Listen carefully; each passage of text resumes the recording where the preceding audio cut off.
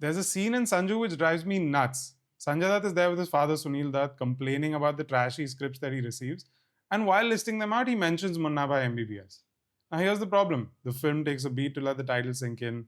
His dad stops and asks him if he's read the script, and a comedic score starts to play. Sanju's explaining the film, the plot is wrong because we all know the plot of Munna Bhai MBBS.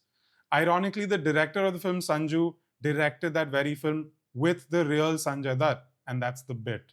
That's why we're witnessing the scene. So that for a minute, we all have this collective experience of recognition. Like a kid that knows the answer to the question the teachers asked. We're all frantically raising our hands saying, hey, I know the answer. I know what this film is. I know what the point of this scene is. And that recognition is used in place of substance. Flashing up familiar imagery that we're all aware of is not the same as telling us what his frame of mind was during that scene or telling us what he was feeling in that moment.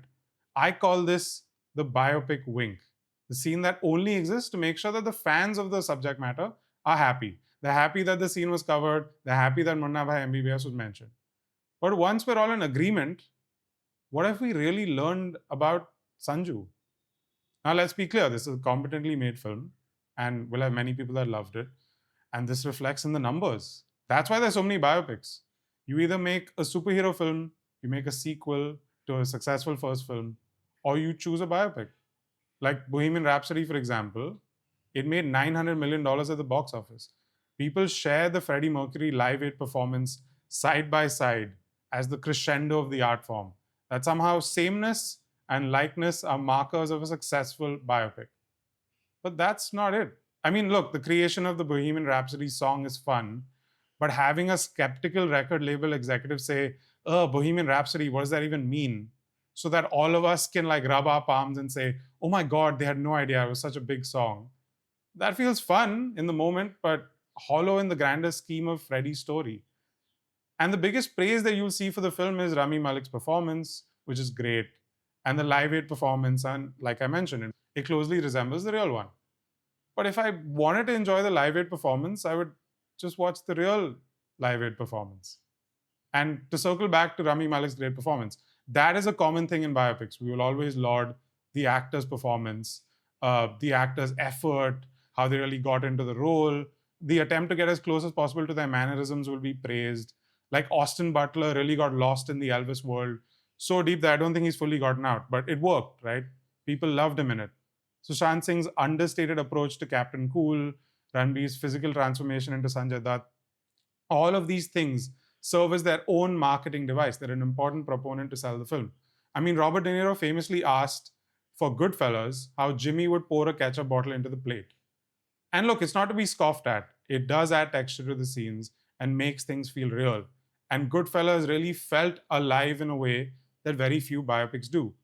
But the problem lies when you take all that hard work, all that backstory, all that effort the actor's putting in, simply to make a film that is a highlight reel of their life. It feels like a waste. The film often gets indulgent in its reliance on the actor's performance to shoulder the surface level approach. It's this and then this happened approach. He went to cricket coaching in Dhoni and then he got selected. And then he did really well. And then he won the World Cup. And then. We should instead explore because he said this, it led to this, or why did he act that way? Questions of why, how, because, these are ways to enhance what the actor is already pulling into the film. And again, don't get me wrong, I get why biopics are successful.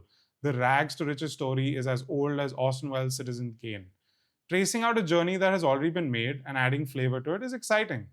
An entire life is usually stretches of nothing, and then suddenly life-altering events happen, right? So I understand the temptation to write it like a highlight reel too. Because life is not interesting if I just tell you how someone spent their Tuesday evening where nothing happened. You'd want to talk about, for example, 23rd March 1931 with Bhagat Singh. Maybe not his random Thursday. But I think there's a healthy way to do both, to stitch together enough authentic life so that the big days appear as a culmination of the little ones and not just random occurrences. Biopics aren't inherently bad. In fact, the best ones often veer towards classics. I mean, I just mentioned Citizen Kane, and that's genuinely considered the greatest film of all time. Goodfellas is another classic. That's a biopic too. Raging Bull is a biopic. Malcolm X is a biopic. But all of these films feel like they belong to a different genre of cinema compared to the Sanjus and the Bohemian Rhapsodies of this world. So, what's the difference? What makes a great biopic? I think, firstly, you should have a clear vision of what larger point you're trying to make when you're telling the story. Your why of why you're covering this subject matter has to be very important. And I think this is best shown in Spike Lee's Malcolm X and how that film starts. The director of Sinners, Ryan Coogler, speaks about how most people discovered Malcolm X through his speeches and recordings. There wasn't much footage of that time. And that's how the film starts. You hear Malcolm X before you see him. A very impassioned Malcolm X speech where he is awarding the white people of being great murderers and great criminals. And all of that is juxtaposed with footage of the assault of Rodney King by the LAPD in 1991. And it's haunting because Malcolm X is accusing the white people of doing exactly what they're doing to Rodney King in that moment. His ideas are evergreen, his speeches stretch across time. Almost 3 decades after he was assassinated, his words ring true for another horrific case of police brutality. So the purpose of the film is clear. Malcolm X may be long gone, but the ideas he had will live forever. And the narrative throughout the biopic is focused on how Malcolm goes from a character that seems destined for prison or an untimely early passing to one that can say such powerful, resonant things. It focuses on the journey of how he embodies that idea, how he embraces a way of thinking for better and later for worse. His introduction is over the top, almost comedic, a man trying to embrace being a part of the white man's world. And instead of the linear format of starting from his childhood and then going in order, the film starts in the middle of his time as a hustler that was trying to get ahead by any means necessary. His colors are bright, his walk is exaggerated. He is a man trying to appease the people that can benefit him financially. But then the film sprinkles in the chinks in his armor, the trauma of knowing how his father was killed, how his mother was locked away in an institution, and in that emerges his fascination with dating white women, his obsession and anger towards them. It would be very paint by the numbers to go, well, this is who he was a kid, then he, did this, then he dated a white woman. Structuring it as a man that is in denial of his inherent rage and despair, we as the audience also see the cracks appear gradually before it comes to a head and he ends up in prison. And that brings me to my second point. And the Bollywood are the biggest culprits of this, okay? We do this thing with biopics where we whitewash the character. I call it the sanscarification of the biopic or the sanitization of the matter. This is really annoying because humans are inherently flawed. That's why you pick someone for a biopic, to show the person behind the achievements, to dig deeper. But because of a bunch of different reasons, sometimes out of the maker's control, we get a very flat version of this. Let's look at the cleverest version of this sanscarification effect. And for that, we must return to Sanju. The film opens with the most incredible reverse psychology I've seen in a film. Sanjay Dutt reads about himself in a book where the author compares him to Gandhi. Sanju very aggressively maligns his writer friend, cracking jokes that he's trying to make him seem like a god and not told the real story of his life. And you're thinking, oh my God, how cool, how self-aware of him to wear his warts on his sleeve. But this is the masterstroke. By making your character self-aware of their flaws and their troubled past, you make them likable, you make them someone to look up to, and you get the viewer to the same place that the writer did with the comparisons to Gandhi. You make him revered anyway, because at least he's honest and he knows who he is. All act as brownie points in showing growth and change and awareness of every blind spot imaginable. Now, the story of Sanju and his flaws will play out from his perspective, a man that has grown beyond those shortcomings, right? So he is now not really being evaluated the same way. This is not a real character study. Characters in the midst of this story don't have a moral hold on whether what they're doing is good or bad. They're just in the eye of the storm. They're making choices in the moment.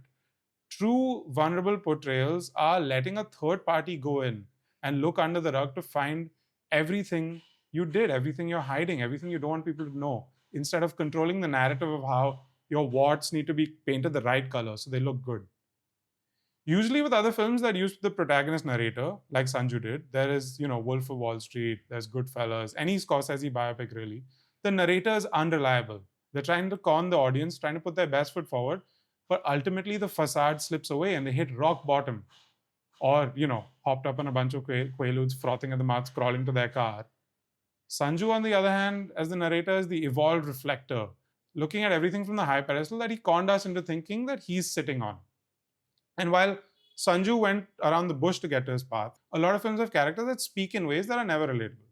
This also applies to the Bhansali tandem of Bajirao Mastani and Padmavat. With Bajirao and Mastani, Ranveer and Deepika, who are great actors, okay, they are stuck in the box of purity and righteousness, which makes them feel very one-dimensional. I mean, Bajirao only speaks in war cries and declarations of noble love, and Mastani is only a graceful recipient of these gestures by him. Their nobility cannot slip in any moment. Even at their lowest moments, they must be noble, they must be righteous, right? And this is the sanskar effect.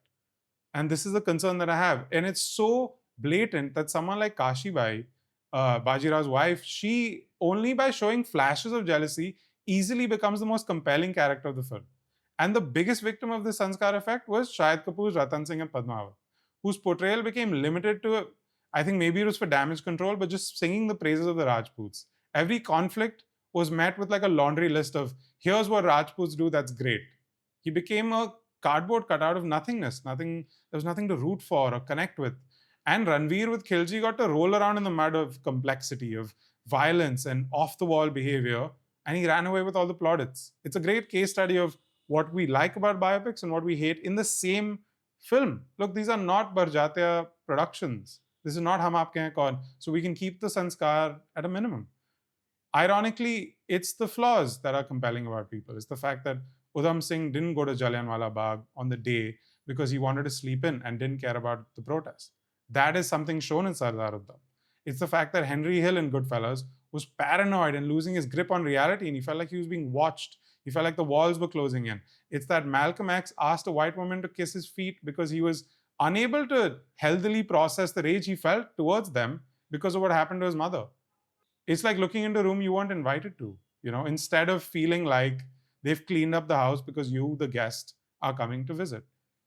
Now, I think sometimes it's also the subject matter, okay? With MS Dhoni, The Untold Story, we run into an issue where the biopic is not covering an interesting character study. It's not going into something that has much to say outside of the triumphant milestones. We are not getting the going into the trenches, getting our elbows dirty. We're not getting any of that with Dhoni. It's genuinely feels like we covered a snapshot where, the reality was more interesting. He won a lot. He did really well. And no matter how much Sushant Singh injected into the film with his performance, we're getting a story that was so intrinsically married to triumph that feels like a fluff piece, to be honest. So I wanted to, and I mentioned this earlier, but I wanted to take Sardar Udham as an example of a biopic that I think got it right. Now, obviously, that's subjective. I mean, look, Sanju, MS Dhoni, they made a lot of money. People really liked them. People went to these films, and Sardar Udham released quietly on a streaming platform. And I don't think a lot of people have watched it. But I can only speak to what worked for me. And here's what I think has a long-lasting effect of the film. Let's take the character of Bhagat Singh. Now, Bhagat Singh has been covered over and over in Bollywood, right? And the ghost of Bhagat Singh looms over this film. It almost haunts it. The idea of a man that stood for so much, that was killed, that we lost. And the temptation is to really, go over the top, show how amazing he was. But in the film, he was Sardar Udham's friend. So that's what we want to cover. We don't want to cover the mythical figure. We want to show the memories of him as Sardar Udham's friend. He was a confidant. He was also a leader. He was also a mentor. When, for example, he was asked about, what do you want to do when India gets independence? In the film, he's asked this question. And he says, honestly, he just wants to get a drink, watch a Chaplin film, listen to some music, dance with a woman, drink a little more, wake up, and do it all again. Just wanted to resume his life after the struggle. It's very impactful because you realize that's what everyone's fighting for. That's the fight for independence is not to gain power, but it's just to exist. And you see Bhagat Singh the person, he just wants to have a nice time. And there's something really resonant about that because it makes his effort even greater. Because he was just a regular man. He was not this larger than life person. He just believed in something and he was like, look, I'm going to do whatever it takes to get there. And that's very different. And look, the film doesn't reserve that just for its heroes. It does that for its villains as well. You know, in the film, obviously Sardar Udham is going to kill General Dyer. He's the one that called the Jallianwala Bagh massacre. He's the one that called to arms. Now, he could have easily been this maniacal, mustache twirling villain, but the film has no interest in showing him like that. In fact, they subtly show him as a man haunted by the events, so that when he drinks, he is trying to justify it out loud, almost to himself, that he did it for the greater good, that this was some trolley problem approach that was preventing a river of blood. It's still heinous and deeply evil, but they don't show him as a cackling villain relishing in his act. They just show him as a man that has to drink to go to sleep. And of course, our hero Udham doesn't see it because he's reaching for his gun to kill him. But as the viewer, you see the pain expression on his face. And that's what really is complicated about the film. Because, of course, this is a man that did these horrible things, but he was a regular person. And that is so scary. There are people with regular opinions and tastes and preferences, and they like their coffee a certain way, and they also ordered the murder of thousands of people. It makes you realize that people like this don't come with obvious signs that point to their cruelty. And I think, especially today, that's a pretty important lesson.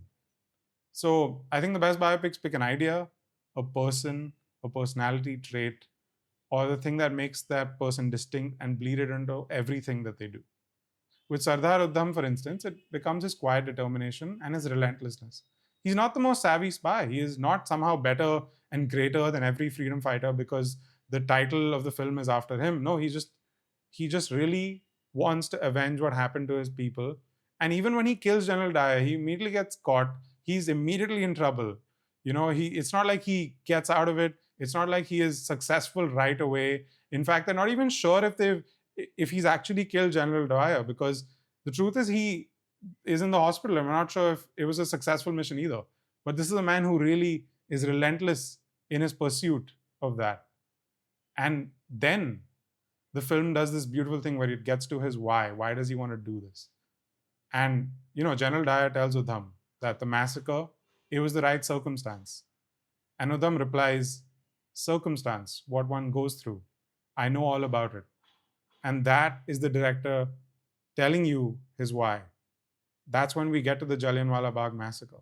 And not the snapshot, not the passing images of it with stylized cuts and freeze frames, but the logistics of it. I mean, that may sound strange, but the logistics of carrying so many people during a curfew to the hospitals in time alone. The logistics were a nightmare. The weight of a human body, to drag it across the ground, to carry it in your arms over and over and over, hundreds of times, as people scream in agony near death's door. Shujit Sarkar refuses to cut it into a montage, into a headline of statistics. He wants to show you the physical effort that it took, the agony of the scream, so that by the time Sardar Udham is hanged till death, you've seen him die 1,000 times that night as he loses half his community, as they take their last breaths in his arms.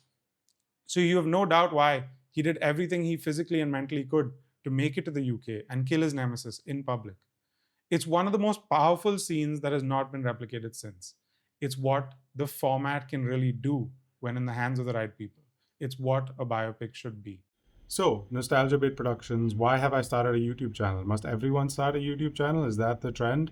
Well, I started mine because I think I can't have conversations with people that are just 90 seconds or 3 minutes long, right? Like in a reel, I'm able to put out my take and that's it. But to give you a more 360 holistic view of films that I love, or films that I don't like, or trends that I love in films, deep dives into classic films, into different genres, maybe interviews and conversations with people that work in films. That is kind of what I want to cover, that I don't think is possible on Instagram. That is not possible on that platform to just have. Those are small form conversations and they're great for what they are, but I want to do something that is more a deeper analysis of film that you can consume while you are driving to work or like having your lunch. That's the kind of content I like watching, and that's the kind of content that I would like to make. So please subscribe to Nostalgia Bait Productions. Like, share this video, tell your friends about it. Everyone that watches my stuff on Instagram, please come on over. We'll be watching me for longer talk about films. And if that's something that you're interested in, then please subscribe. It really helps the channel out. So thanks.